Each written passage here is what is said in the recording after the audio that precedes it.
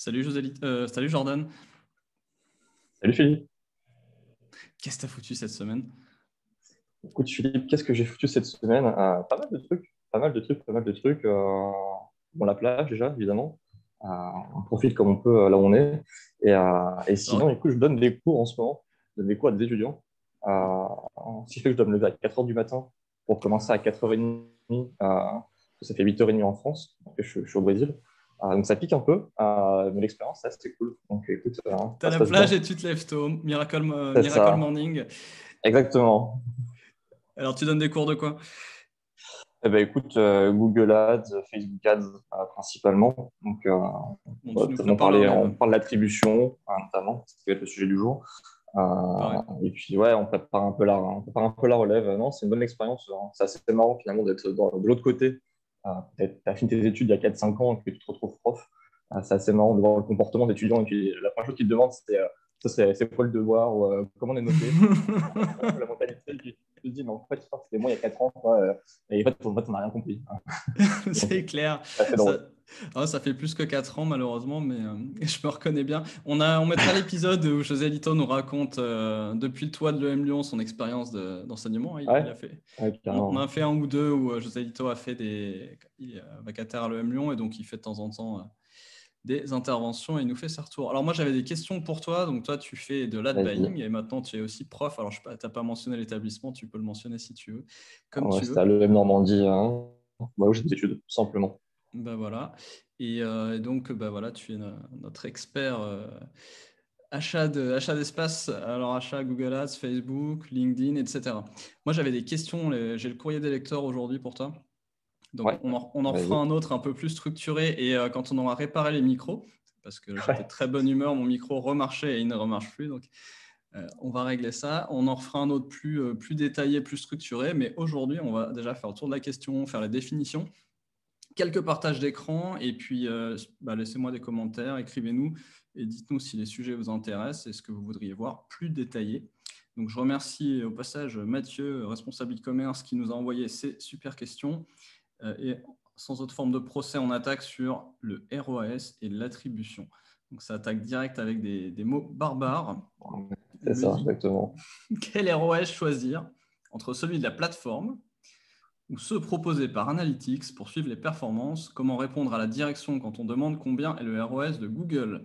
Alors là, avant qu'on perde tout le monde, il va falloir expliquer ROAS et attribution. Pourquoi pas même Ouais, Google. ouais. Google Ouais, Ads. on peut commencer par qu'est-ce que Google Ads et qu'est-ce que Google Analytics, hein. Alors, on va considérer qu'à peu près tout le monde connaît ces deux outils-là. Je vais commencer par définir ce qu'est le ROS. C'est le Return on Ad Spend. Donc, en gros, euh, le retour sur investissement de vos publicités sur les différentes plateformes. C'est le même nom sur Facebook Ads, Google Ads, etc. On parle de ROS. Donc en gros, c'est pour 1 € investi, j'ai 3 € de chiffre d'affaires, donc j'ai un ROS de 3, voilà, ou 300%. Donc voilà ce que c'est que le ROS globalement. Euh, donc effectivement, pour répondre à la question de Mathieu, et puis peut-être d'abord pour répondre à la question de l'attribution, qu'est-ce que l'attribution? C'est un vaste Ouais, sujet. les définitions avant Euh, tout. Et pour le ROS, ouais, vite fait sur le ROS, pour ceux qui sont dans Google Ads et qui bricolent un peu eux-mêmes, si vous avez une interface en français, en général, ils l'appellent valeur de conversion par coût, qui est l'équivalent ouais, dans effectivement. l'interface française de Google Ads. Ce qui est particulièrement intéressant comme métrique pour tout ce qui est e-commerce. Yes. Voilà. Donc l'attribution, qu'est-ce que c'est? C'est un, c'est un- c'est un terme qui est super important en fait dans la partie digital marketing. Il faut vraiment comprendre comment ça fonctionne et qu'est-ce que c'est en fait surtout. L'attribution en fait, c'est le système qui permet de créditer les différents leviers pour une conversion. C'est-à-dire que dans un parcours classique d'achat ou de lead, le prospect, le client, peut en fait peut avoir été en contact avec votre entreprise de différentes manières et surtout à différents moments. Donc, il peut être très bien venu une première fois via un SEO, puis il est revenu via un Google Ads, puis après il a fait une pub de remarketing sur LinkedIn, etc., etc. Et la question finalement que tout le monde se pose quand on cherche des publicités, c'est grâce à qui a fait la vente, Mhm. parce qu'on se retrouve du coup avec dans le CRM un prospect, très bien, et pourtant quand on regarde tous les leviers, on a une vente partout. Et du coup, on se dit, mais finalement, en fait, si on cumule les leviers, on a 3 ventes. sauf qu'au final, dans le CRM, on n'en a qu'une. Et du coup, en fait, ça devient extrêmement compliqué de savoir qui a fait la vente. C'est là que les clients viennent me voir et me disent, mais comment c'est possible d'avoir des virgules Où est-ce que j'ai 1,3 ventes? Qu'est-ce que c'est que ça? Exactement. Et en fait, c'est pas non plus super compliqué, hein, c'est pas rocket science. Ce qu'il faut comprendre, c'est que chaque levier, en fait, travaille de manière indépendante. Chaque levier travaille en silo. Ils ne communiquent pas les uns les autres. On quitte la statistique, on rentre dans la politique presque avec l'attribution. Exactement, ouais, c'est ça. C'est une question d'école aussi, de politique. Parce qu'à un moment, tu es obligé de décider, c'est-à-dire qui c'est qui gagne, quoi. Est-ce que c'est chacun a contribué également solidarité, on a été tous égaux dans notre participation. Est-ce que c'est le premier et tout le reste ne sert à rien? Et dans ce cas-là, est-ce qu'on arrête le remarketing? Et c'est le problème de regarder des données. On regarde des données, c'est des chiffres, donc ça a l'air fiable, mais… Ouais, en fait, c'est pas faux, en fait. C'est-à-dire que c'est une lecture. En fait, c'est ça qu'il faut comprendre. C'est pas parce que c'est un chiffre que c'est 100% objectif. Il y a une lecture à y donner. C'est ça. Et en fait, quand vous regardez un levier Google Ads, et après vous regardez Facebook, et après vous regardez vos Analytics, en fait, ces trois leviers-là ont des façons de lire et de manière différentes. Donc, en fait, tout ce qu'on vous propose sur ces dashboards-là ne sont pas faux, mais c'est une façon de voir les chiffres, en fait. Et oui, parce qu'ils veulent pas… c'est pas la vérité absolue, en fait. Ils veulent pas embêter tout le monde. Alors, d'une part, ils veulent tirer un peu la couverture à eux, et de deux, ils veulent pas embêter les gens justement avec ces notions d'attribution, en tout cas les gens qui sont pas experts. Et donc, ils te mettent une valeur par défaut, mais qui est pas neutre, qui prend en compte un modèle d'attribution. Et donc, ça, c'est l'étape suivante et la demande de Mathieu, c'est comment je commence à regarder ça, comment je choisis ce que moi je veux voir et je choisis ma grille de lecture. Alors, si on définit l'attribution, c'est, tu parlais de crédit, donc ouais, c'est sur une conversion. S'il y a eu 4 leviers qui ont poussé à cette conversion, quel pourcentage de la conversion, quelle fraction de cette conversion je vais attribuer à chaque levier et selon quelles règles? Tu me fais une magnifique transition. Je vais me permettre de partager mon écran et je pense que ça va répondre clairement à la question et à plein de questions. Tu me dis quand tu as mon écran, tu me dis si tu le vois bien. J'ai ton écran. Parfait, c'est magnifique. Du coup, je vous ai fait en fait un exemple d'un parcours client très classique. En sens, ça va faire de la pub pour BAM, pour les karaokés à Paris, c'est très bien. Donc, ce qu'il faut là, je vais vous expliquer le parcours client et après, je vais vous expliquer comment on lit les données en dessous. Là, on a une personne qui cherche en gros un karaoké à Paris. Il va taper karaoké privé à Paris. Ok, très bien. Il va trouver une annonce. Il va taper ça dans Google, hein, on est d'accord. Dans Google. Il tape ça dans Google. Il va tomber sur des liens Google Ads tout en haut de sa page. Il va cliquer sur celui de BAM et il va découvrir pour la première fois de sa vie le site de BAM. Il va juste rester 30 secondes. C'était sur sa pause déj, il n'a pas trop de temps. Ok, cool. La journée passe et le soir même, il a un peu plus de temps. Il est sur son PC, c'est plus agréable. Il se souvient de la marque BAM. Il tape BAM Paris sur Google. Il reclique sur le lien SIA parce que l'entreprise BAM Karaoké Paris achète sa propre marque. Il clique sur un lien SIA. Il se renseigne encore un petit peu plus. Il en parle avec ses amis. 10 jours plus tard, il se prend une pub Facebook sur son ordinateur. Cette fois-ci, il clique sur la pub. Il enregistre un créneau. C'est pas un produit, c'est un créneau, c'est une réservation dans son panier. Il enregistre le lien en favori. Et le lendemain, il reclique sur le lien dans ses favoris. Et à ce moment-là, il achète son créneau. C'est un parcours qui est relativement simple. Il y a juste en gros 2 clics sur des liens publicitaires, une pub de remarketing et après il a validé via un lien en accès direct. C'était relativement un parcours très très simple. Sur cette vision-là, il y a eu 4 touchpoints. Il y a eu un premier touchpoint Google, un deuxième Google Ads, un troisième Facebook Ads et un quatrième qui a conclu la vente, qui est un lien accès direct. Dans Google Analytics, le modèle qui est utilisé, c'est le modèle Last Click. Le modèle Last Click, qu'est-ce que c'est? C'est un modèle qui donne le crédit, 100% de la vente, à la dernière source de trafic. En l'occurrence, ici, c'était l'accès direct. Si je ne me trompe pas, le modèle par défaut dans Analytics, c'est dernier clic indirect. Donc, tu serais plutôt sur le Facebook. Ouais. Là. Qui n'est même pas sur l'écran, qui est encore un autre et qui est celui par défaut dans GA. Ouais, qui est celui par défaut dans GA. Après, ça n'a pas changé grand-chose. Tu aurais Facebook au lieu d'avoir le direct, vu que là, tu as mis direct. On aurait Facebook, exactement. On aurait Facebook à la place du direct. là, j'espère juste d'expliquer les modèles très classiques, traditionnels, last click, first click. Après, effectivement, il y en a tellement. Non, Il y en a mais tellement de. d'où D'ailleurs, on peut même les faire à la carte, les modèles. On peut même les construire soi-même dans l'analytique. Il y avait d'ailleurs Avinash Koshi, qu'on mettra le lien, qui avait pour ceux qui sont déjà un peu plus avancés, qui avait des super tutos sur comment construire des modèles d'attribution. Mais pareil, il faut comprendre ce qu'on fait pour le faire, parce que tu peux. Mais bref, regardons les modèles standards, et le plus standard de tous, qui est l'analytics par défaut, qui est last click, mais indirect, donc qui serait encore un petit peu différent de ce qu'on a sur la première ligne. Et Google Ads, il a quoi par défaut? Google Ads, on a un peu ce qu'on veut, je crois. Last click par défaut, ouais.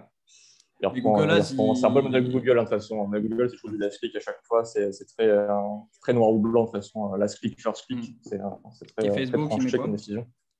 C'est du post-click, post-click post-view, donc c'est encore différent. Il n'y a même pas une sorte de last, c'est juste du post, qui est légèrement différent. On va y revenir après à Facebook. Je termine l'exemple pour expliquer à tout le monde les différents modèles. Donc là, dans ce cas-là, effectivement, le last click va te donner 100% de la vente à l'accès direct, ce qui fait qu'en fait, les 3 touchpoints qu'il y a eu avant, en fait, c'est comme s'ils n'avaient rien fait. En fait. On considère que ce n'est pas grâce à eux, et c'est uniquement grâce à l'accès direct qu'il y a eu la vente.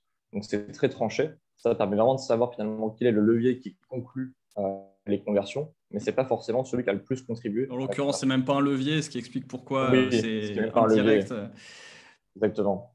Mais bon, même mettons que là on met un SEO, du SEO à la place. Mettons que là tu dis c'est le SEO qui a tout fait ou c'est Facebook Ads qui a tout fait, tu vois bien pourquoi la prise de décision qui va suivre, si tu dis OK, on coupe tout le SEA, on met tout sur le SEO ou tout sur Facebook Ads, c'est clairement pas une bonne décision sur si l'ensemble des parcours ressemble à ça, et pourtant c'est ce que la donnée semble indiquer. Donc c'est là qu'il faut se méfier de comment on interprète les données, quoi. Exactement. Alors, on fait quoi si ça, en fait. Dernier clic, ça craint. Donc, on fait quoi? Premier clic? Alors, dernier clic, ça craint. C'est utile pour savoir finalement quelles sont la source de trafic qui conclut le plus de ventes. Ça peut être intéressant d'analyser ça comme ça, de dire, OK, en fait, les gens reviennent pour conclure leur vente via tel canal en particulier. Ça, c'est intéressant de l'analyser, mais ce n'est pas forcément la meilleure vision pour comprendre ce qui se passe. Pas pour un ROS, en tout cas. Ça, pas pour un ROS. C'est une info, mais ce n'est pas une donnée. Parce que regarder un ROS… tout est une info et pas une donnée. Le ROS, ça devient un KPI. Ouais, alors une info, mais pas un KPI. Mais le KPI, il faut qu'il ait un modèle d'attribution qui nous semble équilibré. Sinon, on ne peut pas le regarder. Ça ne sert à rien de regarder un ROS, comme disait Mathieu, du coup, si on n'a pas derrière un modèle qui nous paraît être une bonne image de la réalité et du parcours moyen. Exactement. Du coup, le deuxième modèle, c'est le first click. Le first click, c'est quoi? En fait, c'est l'inverse du last click, simplement. C'est en fait tout le crédit est donné à la première source de trafic. En l'occurrence, c'est un lien à Google Ads. Donc, dans Google Analytics, vous allez aussi voir que du coup, la vente a été attribuée à Google/CPC dans vos sources ou à un lien commercial dans vos canaux. Et du coup, c'est ce canal-là en fait, qui va récupérer la vente. Dans Google Ads, du coup, je vais expliquer un petit peu la différence entre la lecture Analytics et la lecture Google Ads. Dans le premier cas ici, on vous disait effectivement que c'est l'accès direct ou le lien SEO, pour reprendre le bon exemple, on va dire, qui aurait récupéré la vente. Dans Google Ads, ça aurait été la marque qui aurait récupéré la vente. C'est-à-dire que le last click Google Ads ici, c'est la marque. Donc on aurait eu une vente sur le mot-clé de ma marque et 0 vente sur karaoké privé à Paris.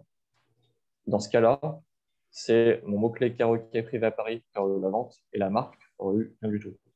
Donc en fait, Google Ads, son modèle est intra-Google Ads, en quelque sorte. Donc, s'il y a plusieurs clics sur des liens Google Ads, ça reste… Le modèle, il se limite à son scope, à lui, à son périmètre, exactement, à ce que lui voit, mais il ne regarde pas les autres canaux. Donc, finalement, sur cet exemple-là, je reviens au last click. Sur le last click, en admettant du coup que ce soit du SEO ici, on aurait eu une vente SEO dans Analytics, on aurait une vente sur le mot-clé marque dans Google Ads et on aurait une vente sur ma publicité marketing dans Facebook. Du coup, en fait, on a 3 lectures complètement différentes pour la même vente. C'est quand même assez incroyable. Et ça, en fait, c'est un peu là où je trouve que finalement, Analytics, c'est un bon outil pour analyser le comportement des prospects, combien de temps ils passent, les pages qui drop, les meilleures landing pages, le temps sur le site, etc., ou le taux de rebond. Par contre, sur la partie attribution en fait, des ventes, tel canal a fait tant de ventes, etc., En fait, il y a beaucoup d'entreprises qui se basent sur ça pour prendre des décisions marketing. Et en fait, c'est une très mauvaise idée parce que du coup, c'est une seule version de la formation et c'est une version qui est ultra conservatrice de last click, alors que du first click, on est plutôt sur un modèle très croissant. En fait, on veut savoir quelle est l'origine des Ouais. ventes. Et finalement, si on veut ramener plus de clients, c'est surtout là-dessus en Mhm. fait, qu'il va falloir s'orienter. Et le Donc, problème c'est ça là, d'Analytics, en c'est fait, que malheureusement, il permet de gérer les modèles d'attribution, mais dans tous les rapports par défaut, voire même dans les rapports perso, je crois, tu n'as pas le choix. Tu as le rapport par défaut, pardon, tu as le modèle par défaut. Et si tu veux voir les autres modèles, il faut aller les chercher, on montrera tout à l'heure. Et là, tu peux ouais. commencer à comparer et dire, OK, est-ce que mon modèle par défaut est à peu près cohérent avec celui que je voudrais voir ou pas? Ce qui est un peu bizarre entre nous. Par contre, si tu Ouais. importes les conversions analytics dans Google Ads, là, tu peux choisir selon quel modèle. Alors, c'est un peu. Ouais, c'est un peu particulier, mais du coup, c'est pareil, c'est un peu le problème du coup du tracking analytics dans Google Ads. En termes d'attribution, c'est pas incroyable. Et si Ouais, en parce qu'il y a plus, d'autres. c'est une entreprise qui fait du display et du YouTube, le post Hmm, view n'est pas pris en compte, parce que du coup, ouais. ça basé sur les sessions analytics, c'est pas basé sur les vues de publicité. Et Ouais, du ça coup, passe tout ce par qui est YouTube et le. display, c'est oublié, c'est quasiment mort pour le post view. Hmm. Enfin, c'est mort tout court, en fait. Donc, c'est vrai que de base, le tracking analytics dans Google Ads, ça dépanne. Si vous faites que de l'achat de mots-clés ou du shopping, OK. Par contre, si vous faites du display du YouTube, il va falloir carrément passer par un tracking Google Ads pour Hmm. prendre en compte le post view. Ça, Mais c'est une qui du coup ne parenthèse. sera pas multicanal. Donc on a encore pas. On reviendra une Ouais, autre fois, je pense, sur quelle est la solution ouais, idéale. ouais. Là, on va finir les modèles, alors sans trop rentrer On dans va le finir détail, les mais modèles alors. rapidement. Donc, du coup, le dernier, c'est un peu bizarre parce qu'on a la conversion, mais on ne sait pas d'où elle sort. Le premier clic, c'est pas mal parce qu'on est orienté croissance. Donc, disons, on ajoute des nouveaux clients et si on sait qu'un nouveau client rentré a une certaine durée de vie et valeur vie, c'est déjà plus intéressant. Exactement. Mais il ne faut pas regarder ça comme un pur ROS. En tout cas, il faut le pondérer selon le cycle qu'on connaît. Est-ce qu'il y a des alternatives à ça qui sont un peu plus multicanaux? Exactement. Et il y en a quatre, du coup. Il y en a quatre qui sont clairement préférés par rapport au first click, last click. Donc, le premier, qui est un modèle que j'affectionne particulièrement, c'est le modèle donc, basé sur la position, ou position based en anglais. Ce modèle est assez intéressant parce qu'en fait, il crédite de 40% le premier et le dernier touchpoint. Et après, les touchpoints du milieu se répartissent les 20% restants. Dans mon exemple, j'avais deux touchpoints, donc ça fait 10 et 10. Ce qui est intéressant dans ce modèle, c'est que du coup, la source de la découverte de l'entreprise récupère 40% et celui qui a conclu la vente récupère 40%, mais on n'oublie pas non plus les clics du milieu qui se récupèrent en fait les 20%. Ce modèle est intéressant, pour autant, Alors attends, il n'est pas c'est non plus 20% répartis sur tous les touchpoints? Genre si tu en as 10. du milieu. Ouais. C'est ça, ça fera du coup 2, 2, 2, 2, 2, Ah ouais, etc. ok. C'est des tout petites conversions. Donc là, sur ce modèle-là, on aurait effectivement dans Google Ads, comme j'ai que mes deux clics ici, j'ai eu 50 et 50. Et du coup, c'est à ce moment-là qu'on se retrouve avec des 0,5 conversions sur Mhm. des mots-clés. Donc, on n'a pas fait une demi-vente, on n'a pas vendu un demi-produit. C'est juste qu'en fait, la vente a Et été à moitié séparée sur ce canal. sur deux touchpoints. Exactement. Et du coup, ça permet de créditer un peu plus chacun des mots-clés. Là, sur du last click, on n'aurait eu on aurait eu que la marque. Alors, en fait, sans le mot-clé qui est privé à Paris, on n'aurait pas eu on n'aurait jamais été découvert, en fait. Donc, en fait, le client n'aurait jamais trouvé, donc on n'aurait jamais eu la vente. Donc, dans ce cas-là, on aurait eu 50-50. Ça permet quand même de pondérer Mhm. un minimum tous les leviers. Et en fait, chacun récupère une part du gâteau, en quelque sorte. Donc, c'est un modèle qui est assez intéressant. Et après, s'il y aurait eu 3 touchpoints de Google Ads, on aurait eu 40, 20, 40, etc., etc. Donc, ça, c'est le premier modèle. C'est un modèle que j'utilise quasiment tout le temps, sauf dans un cas particulier que je vais décrire à la fin. Suspense. Le deuxième modèle touchpoint, c'est le linéaire. Le linéaire, bon, comme on dit, il est assez simple à comprendre et il crédite tous les touchpoints de la même manière. Donc on a 25, 25, 25, 25. C'est le modèle Bon, communiste là. c'est le modèle communiste, exactement. Et donc dans Google Ads, vu qu'il n'y aurait eu que deux touchpoints, on aurait eu du coup pareil, du coup 50-50. Et on aurait eu du coup 0,5 conversion et 0,5 conversion également. Le troisième modèle, c'est le modèle dépréciation dans le temps. Il est assez peu utilisé. C'est que j'ai quasiment j'ai peut-être vu deux fois dans ma vie, en 50 cubes. Ce qu'il fait, en fait, ce modèle, c'est que plus le touchpoint est vieux, moins il a de poids dans l'équation. Mais tous les touchpoints récupèrent quand même une part du gâteau. Donc là, j'ai fait effectivement un 40, 30, 20, 10 qui fait bien 100%. Pareil, sur du Google Ads only, on a peut-être eu, je sais pas, 70 ici et 30 ici. Donc, on a eu 0,7 conversion pour la marque et 0,3 pour le mot-clé karaoké privé à Paris. Donc, c'est un modèle qui récompense les clics les plus récents. Je ne suis pas convaincu par ce modèle. Je ne suis pas forcément que ce soit pertinent de donner plus de crédit au clic le plus récent, alors qu'à mon sens, le premier clic, le clic découverte, il est quand même super intéressant. Je pense que ça C'est là que dépend. le client t'a trouvé et il s'est souvenu de toi. Ouais, ça dépend du type de boîte, je pense. C'est-à-dire que si tu es sur un secteur concurrentiel où ça marche beaucoup au matraquage et au top of mind, ça a du Ça peut faire sens de se sens. dire, voilà, et vice-versa, si tu es plus sur de la startup où il s'agit juste d'un nouvel usage, d'un nouveau produit, c'est la découverte qui va compter le plus. Donc, Après, c'est assez sur un contextuel, modèle je dirais. pur Google Ads, sur de l'achat de mots-clés en termes de matraquage, Mm. ça reste compliqué.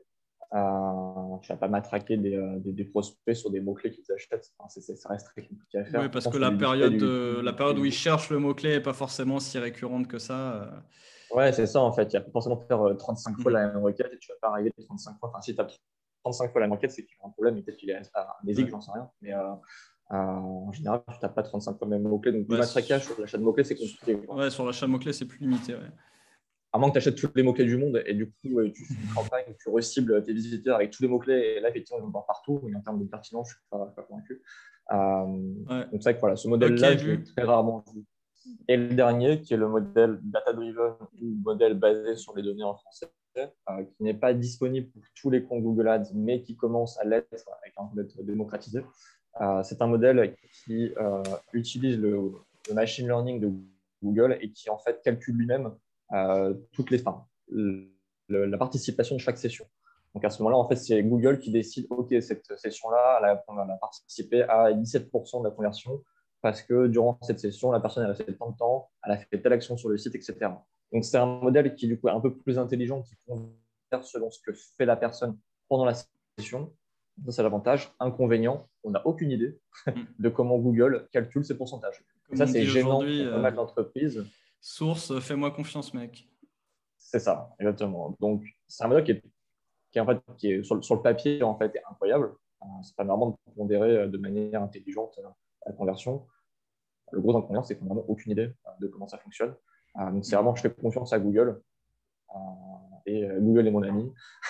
Et voilà. Donc, voilà, c'est pas l'entreprise qui l'ont, qui ont des énormes volumes de transactions, qui dépendent des centaines de milliers d'euros, c'est des millions par mois, et qui n'utilisent pas ce modèle et qui préfèrent utiliser du linéaire ou du position-based pour vraiment comprendre et Mm. comprendre les chiffres en fait, et être sûr de Ou du savoir ce qu'ils custom. ont sous les yeux.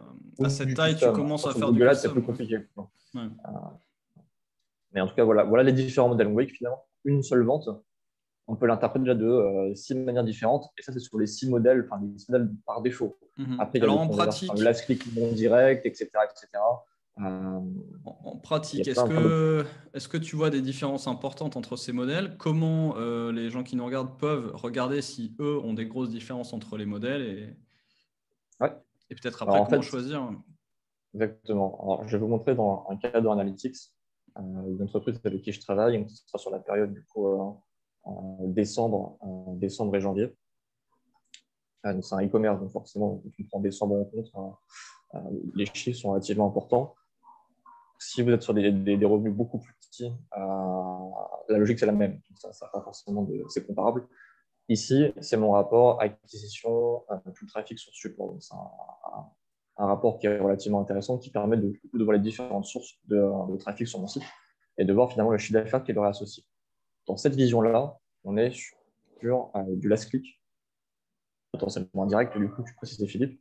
Ce qui veut dire qu'ici, en fait, la lecture, là, je vais prendre par exemple les campagnes Google Ads, c'est 27 428 ventes pour 1 731 000 euros de chiffre d'affaires.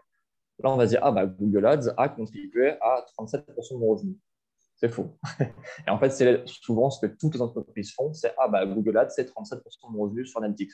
Non, en fait, c'est Google Ads a conclu 37% de ton chiffre d'affaires parce que c'est du last click. Du coup, c'est pas du tout en fait la même lecture. Parce que là, du coup, on se dit, ah bah, Facebook, en fait, c'est 18% de mon trafic, mais ça a fait que 2,44% de mon chiffre d'affaires. Du coup, en Ouais, fait, Facebook, c'est nul. On est en train ouais. de payer des centaines de milliers d'euros sur Facebook. En fait, on arrête Facebook. Sauf qu'en fait, non, c'est que Facebook a conclu 2,44% du chiffre d'affaires. Et en fait, cette entreprise, elle dépense beaucoup plus sur Facebook que sur Google parce qu'elle sait qu'en fait, elle a besoin du trafic Facebook Ads pour faire découvrir sa marque. Et après, les personnes vont revenir en tapant la marque sur le SEO, etc. Et à ce moment-là, c'est Google Ads qui récupère la vente parce qu'on achète la marque sur Google Ads. Et du coup, ça tombe ici. Du coup, comment on fait maintenant? En gros, ce que je viens de vous dire, c'est que toute cette colonne-là, là, en fait, c'est nul. Concrètement, la partie ici, acquisition, comportement, OK. La ligne totale, ça ne devrait pas être trop loin de votre back-office, Shopify, PrestaShop, etc.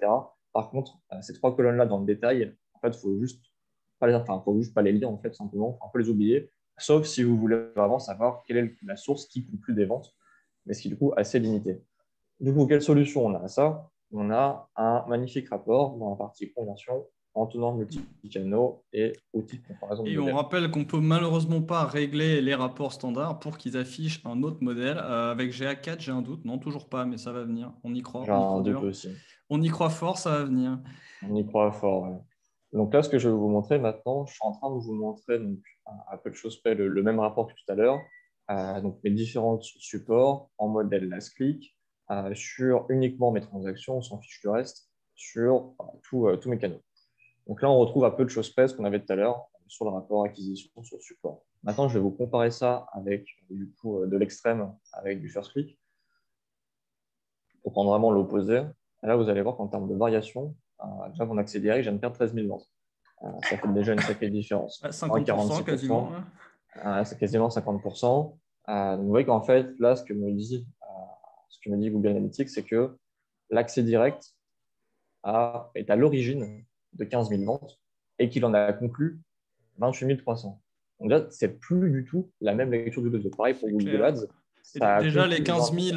000, les 15 000 directs, Ouais, j'y crois moyen parce que c'est ouais, surtout j'y des crois moyen aussi. problèmes de Ouais. tracking où je réouvre sur un autre Exactement. device, etc. Donc, tout ce qu'on est en train de dire là, c'est dans la mesure où c'est bien traqué. Alors, on fera un autre épisode sur RGPD, cookies et compagnie. Mais Exactement. Ça, c'est pour un autre... Bref, l'attribution, c'est un vaste sujet. Il y a plein de sous-parties qu'on peut ouais, aborder. Si je prends juste le Google CPC, on parlait de Google pour répondre à la question initiale. Effectivement, là, on voit que ça a conclu 20 830 ventes, mais c'est à l'origine de 29 000 ventes. Du coup, c'est plus du tout le même chiffre d'affaires. donc Et du coup, si je vais 50% en de valeur de plus. conversion, ouais, c'est ça. En valeur de conversion, on passe de 1 300 000 à 1 800 000. Ça n'a plus trop la même tête, quoi. C'est 40% de chiffre d'affaires en plus. Du coup, on piloterait pas, on ne prendrait plus du tout la même décision, en fait. D'ailleurs, ce qui est assez marrant, c'est quand on voit ce truc-là, le checkout Getalma, qui est en fait un moyen de paiement sur le site où les gens sont redirigés au moment où ils rentrent leur carte bancaire, ils sont redirigés vers ce site. Et après, du coup, ils arrivent sur la page de merci Ouais. pour votre Alors, achat. ça, Du coup, c'est la un dernière problème source, de. Ça, normalement, ça s'élimine dans Analytics. ça s'exclut. Ça s'exclut, là, ça n'a pas été fait. Donc, forcément, origine, forcément zéro. C'est à l'origine. Personne rentre la première fois sur le site Voilà. via le moyen de paiement du site. En revanche, ça a conclu 100 000 euros. Ces 100 000 Ouais. euros auraient dû être attribués, si ça avait été exclu correctement, ça aurait dû être attribué à d'autres logins. Là, on a peut-être Ok. 100 000 euros en fait, qui sont un peu perdus et Alors, qu'on ne va pas pouvoir réattribuer comme ça. les 50 000 bases de réduit qui servent à rien, Ouais. théoriquement, non, alors faut l'interpréter autrement, mais ouais, en gros, le Maredu qui génère rien, Il c'est conclut, juste. mais il ne génère rien. Et il conclut entre guillemets, c'est-à-dire que c'est des gens qui vont chercher leur réduc au dernier moment, mais bon, Et là, après, j'ai beaucoup de gens qui vont me dire, ouais, mais regarde Facebook, finalement, ok, tu fais 45%, mais bon, 132 ouais, 000 euros. Vu le nombre ouais, de sessions que tu as eues, tu as dû dépenser 300 000 euros sur Facebook, ce qui n'est pas loin de la vérité. En vrai, c'est plus 600, 700 000 euros. ouais. Et ça fait que ça sur Facebook. En fait, sur Facebook, c'est nul, arrête Facebook. Alors attends, Ouais, mais non. j'aimerais bien provoquer un petit peu parce que si on regarde là, Ouais, c'est assez attendu, c'est-à-dire que tous les canaux payants et le SEO sont tous à peu près 50% de plus que ce qu'ils étaient en last click. Et la seule ouais, chose qui est dans l'autre sens, c'est l'email. Ce à quoi on s'attendrait, évidemment que l'email conclut avec de la relance, mais ne génère pas. Donc quelque part, on peut dire que SEO, SIA et Facebook génèrent tous à peu près au même niveau et que si on avait juste dégagé tout ce qui venait de l'email, on aurait eu finalement, même en last click, une assez bonne image de ce qui se passe ouais. par rapport au first click. Et alors, c'est là que tu vas me dire, ah oui, mais attends, basé sur la position, on a des parcours plus longs. Pas forcément plus long, on aura un parcours différent. En fait, là, si je vous montre pour comparer avec un sur la position, ça va faire un peu entre les deux. Ça va faire un modèle gris. Tu peux voir qu'effectivement, je vais mettre au milieu, ce sera un peu plus clair comme ça. Et je vais mettre du first click ici. Tu vois qu'à chaque fois, on va être entre les deux. Peu de choses près. Parce que du coup, il pondère, et du coup, comme il prend un peu un peu first click, un peu last click, il pondère un peu les canaux, les sources. En général, ça coupe un peu la poire en deux. Ouais. Du coup, tu n'as plus les 40%, tu as les 20%, grosso modo. Ouais. Donc, c'est vrai que c'est intéressant si on ne veut pas prendre que noir ou que blanc, on prend un peu gris et on se met basé sur la position ou sur un linéaire qui fonctionne très bien aussi. Donc, ça reste assez intéressant comme modèle pour dire, OK, on va couper un peu la poire en deux. Bon, après, on pourrait juste prendre la moyenne des deux. Hein. Donc là, j'y vois deux utilités. Un, comprendre comment les parcours jouent les uns avec les autres à l'échelle globale. Et ensuite, en choisir un qui paraît couper la poire en deux de façon assez, disons, fidèle pour l'utiliser dans les ROS.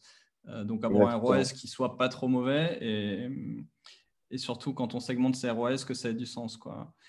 Exactement. Il y a un autre rapport qui est assez intéressant aussi que je conseille aux personnes d'utiliser, c'est le chemin de conversion les plus fréquents. Ouais, c'est pareil, c'est assez rarement utilisé, pourtant je trouve ça super intéressant. Ça vous permet en fait de. Alors, je vais juste mettre sur surtout sur des sites à cette taille-là où là ça devient vraiment statistiquement significatif, ce qui n'est pas le cas si vous avez 500 visites par mois.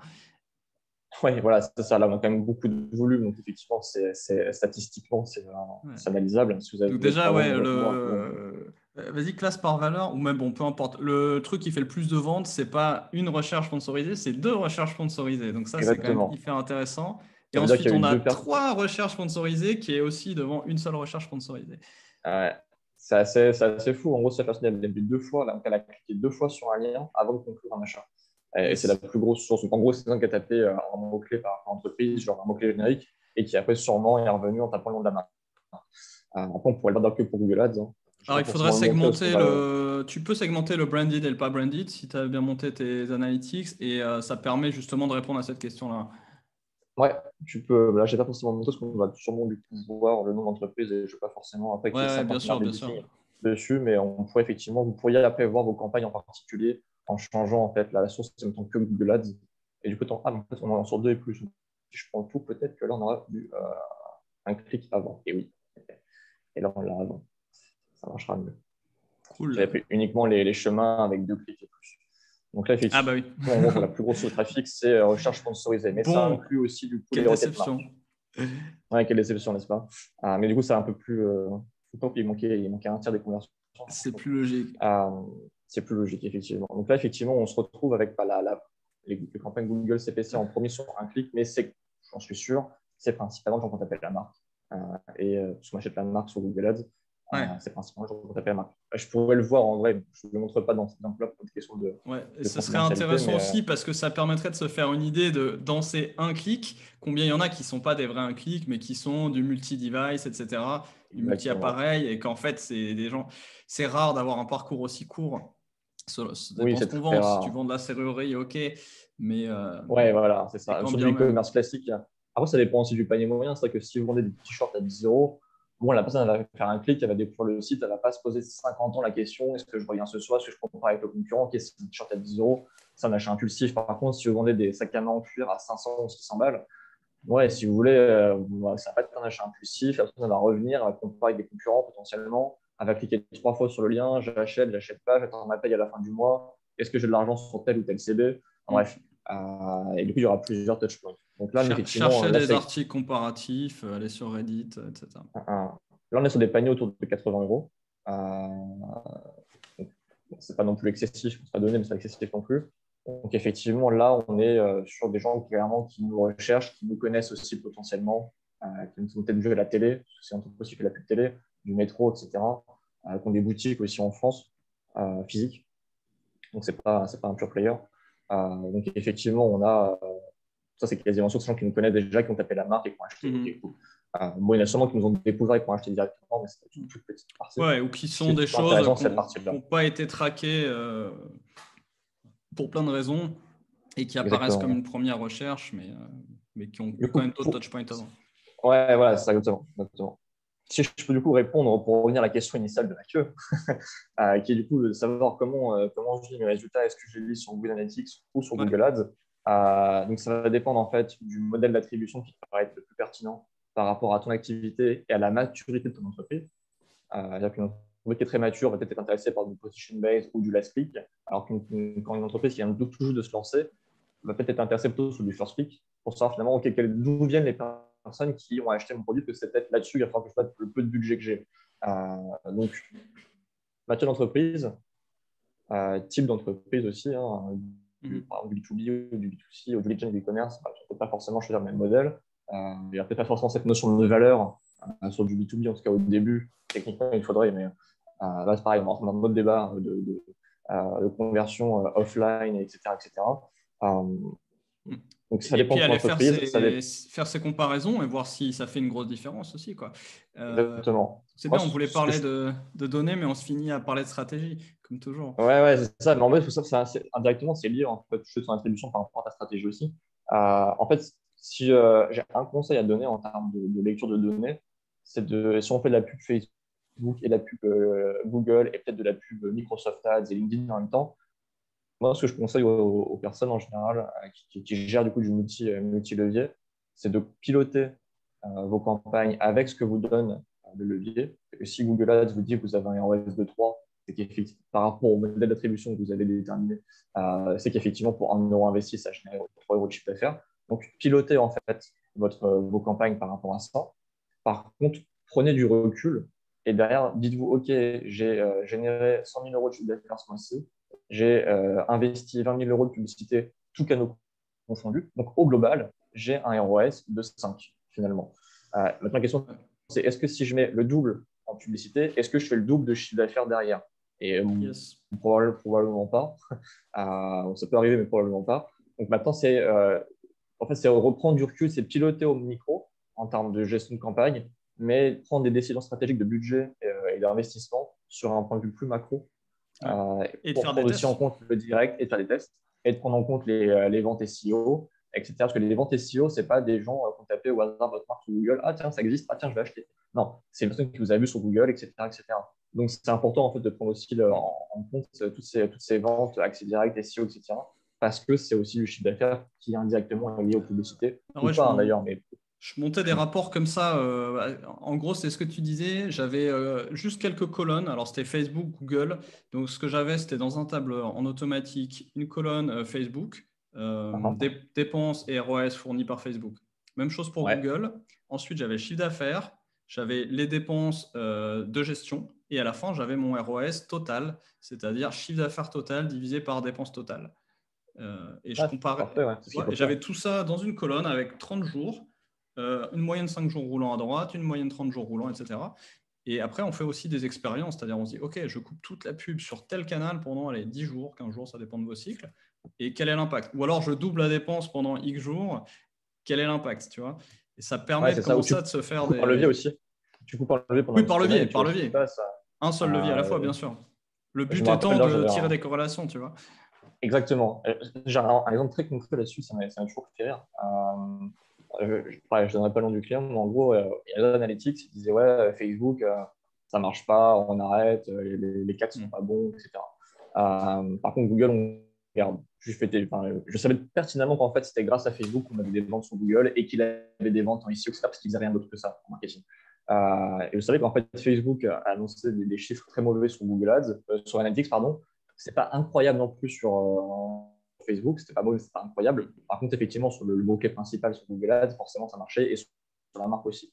Le moment où il m'a dit, écoute, on arrête Facebook. J'ai fait OK, arrête Facebook. On a fait 2 semaines. Au bout de 2 semaines, il m'a dit, OK, j'ai compris, rallume Facebook. Parce qu'en fait, du coup, la campagne marque s'est éclatée et plus personne qui tapait la marque, très peu. Pendant les 3 jours qu'on suivit, ça a continué de cliquer, parce qu'on avait les retombées. Au bout de 4, 5, 6, 7, 8 jours, il n'y a plus personne. En SEO, c'était le néant total. Il m'a dit OK, c'est bon, j'ai compris. On rallume Facebook. C'est pas rentable. Techniquement, d'un point de vue pur Facebook, on n'est pas super rentable. Mais au global, ça nous permet de faire tellement de ventes à côté qu'en fait, on est rentable. Donc, alors, en fait, je vais du coup, donnons un petit conseil Google Analytics. Si vous n'avez pas la motivation ni le temps de vous amuser à apprendre tous ces rapports complexes et avancés d'analytics, apprenez un autre truc qui est très basique dans Analytics. Vous allez dans, mettons, acquisition, tous les canaux, et vous mettez des annotations. Donc, quand vous faites une expérience, Je vous vais la le montrer. notez, et après, Tout de vous suite. regardez. Attention, tu auras peut-être des données privées, je ne sais pas, sur tes… Au Attends. pire, on mettra un coup de flou. Non, ça va aller. Ouais, mais qu'Emilie n'ait pas trop de boulot sur les floutages. Non, c'est bon. En fait, là, vous pouvez effectivement ici mettre Voilà, des annotations avec une voilà. date précise. Pour dire à telle date, j'ai fait ça, ou on passe à la télé, on Exactement. est On passé sur passe à la BFM, télé, ou on passe dans le métro, et vous ferez des des trucs corrélations. critiques. Voilà, exactement. Et vous faites des Voilà. corrélations. Et C'est ça, c'est super à la important de le portée faire. de Hein. tous. Pas besoin de Ouais, modèle d'attribution fancy. Mettez juste des annotations et cherchez des corrélations. Et puis allumez, éteignez de temps en temps pour voir, quoi. exactement. Quand tu prépares de paid générique et branded, toi, tu vas ici du split. Ça fait la Voilà, c'est différence pour entre ça que le je te disais, branded si et tu as paramétré la tes différence. channel grouping, normalement, tu peux les ressortir en C'est bien multicanal. foutu ici. Ça, c'est pas Donc, effectivement, mal. la notation, c'est un très bon tip. Ça. Et là, vous pouvez le faire aussi dans Google Ads, au passage. Dans Google Ads, vous avez aussi sur les graphiques l'option de mettre des annotations au sein de Google Ads. Et puis des Vous pouvez le tags, faire et aussi sur les puis… deux. Donc, ça, c'est tout bête, mais des fois, on se dit, ah, pourquoi il y a eu un pic au mois de mai 2021, etc. Ok, il y a eu un pic, je sais pas, vous avez fait un partenariat influence et il y a eu un ouais. gros pic de trafic parce qu'il y a eu un influenceur ou une influenceuse qui a fait un post sur ses réseaux. Et sauf qu'au bout de 2 ans, allez savoir, en plus, c'était une autre personne qui gérait l'entreprise, enfin, c'était plus la même personne responsable marketing. Du coup, vous n'avez plus l'accès à cette personne-là et il n'y a plus de traces. Bah, là, au La moins, ça connaissance reste de tribale. l'entreprise. Exactement. Donc, ça, c'est vraiment un truc bête. Ouais, et parce que, qu'est-ce que je vais dire, c'est important aussi de penser à se dire, OK, on s'arrête 2 secondes, on retourne voir des périodes un peu longues, et qu'est-ce qui marchait, mais qui marchait vraiment plus que tout le reste. Et souvent, on a zappé un Ouais. truc qui avait hyper bien marché, et on se dit, on a fait un autre épisode qu'on a appelé faire plus de ce qui marche, oui ou non. Faire Ouais, plus de c'est ce qui ça. marche, non. Donc, on va mettre le lien aussi, parce que souvent, les gens ont trouvé un truc qui marche, puis après, ils vont essayer 12 autres trucs. Et à aucun moment, on revient faire le truc qui avait super bien marché. Ouais, c'est ça. Donc, ça, c'est important, même pour les post-mortem, etc. C'est important de noter. Bref, l'information, c'est clé. Hein. Donc, la data est clé, Yes. mais l'information au sein de l'entreprise l'est tout autant. Donc ouais, prenez le temps de bien vous poser sur Analytics. Et si vous n'avez pas le temps, ouais, au moins la notation pour comprendre ce qui se passe. Voilà, donc ne pas trop s'obséder par l'attribution, c'est intéressant, ça permet d'avoir un ROS de base, mais à la fin, ce qui compte, c'est combien on a dépensé au total, combien on a gagné au total, et puis quand on arrête quelque chose, est-ce que ça fait une différence ou pas, quoi. Exactement. Bon, c'est pas mal, hein. On a dégrossi le sujet. Alors, dites-nous si on a répondu à la question, dites-nous ce que nous devrions approfondir et peut-être préparer encore plus en détail que ça si besoin, plus de schémas, plus de partage. Je pense en parler de l'attribution Facebook notamment, qui est encore Ah ouais, différent. ouais, C'est ouais, vrai, ouais. Ouh là là. vrai, on pourrait s'étendre sur tous les modèles d'attribution de tous les canaux différents. Pinterest est encore différent, Snap est encore différent. Bref. Bah, dites-nous si vous en voulez plus. Moi, j'ai Si vous d'autres en voulez plus, on en questions fait plus. de responsables marketing qui m'ont écrit. Donc, on me demande quoi? On me demande leur GPD. On me demande d'intégrer les marges plutôt que le chiffre d'affaires dans les ROS. Donc, une marge OS. Quoi d'autre? Ah oui, comment on répartit les budgets entre le remarketing, l'acquisition? Alors, on en a un tout petit peu parlé. Jordan disait tout à l'heure, bah, c'est votre stratégie et ça va déterminer le modèle d'attribution. Est-ce qu'on est plus dans l'acquisition ou pas? Donc, bon, pas mal d'autres sujets. On a un épisode sur le budget. On va aussi mettre le lien en dessous. Et puis, on se refait un autre dans pas longtemps pour rentrer sur ces sujets-là petit à petit. Yes, cool. Allez, un mot de la fin? Et un mot de la fin, ne croyez pas à Google Analytics. Soyez critiques. Mettez tout en automatique sur Google Ads et basta. Ah si, on en fera un sur ce sujet-là aussi. On l'a promis la semaine dernière. Tu nous raconteras un petit peu la nouvelle façon de piloter Google en pilote automatique. Tu sais, c'est un peu comme les Tesla maintenant. Tu fais clouc clouc, elle est en pilote automatique, mais t'es pas endormi. S'il y a une autre façon de Ouais, conduire, de gérer un pilote automatique. c'est ça. Très présent, sans être trop pesant non plus. Mais effectivement, ça mérite un épisode dédié entre On les fera un stratégies épisode rien d'enchères que pour ça. Ouais. automatiques et les enchères manuelles. Là, ce sujet aussi. Allez, votez pour celui qu'on fait en premier. À la semaine prochaine, peut-être. Ciao.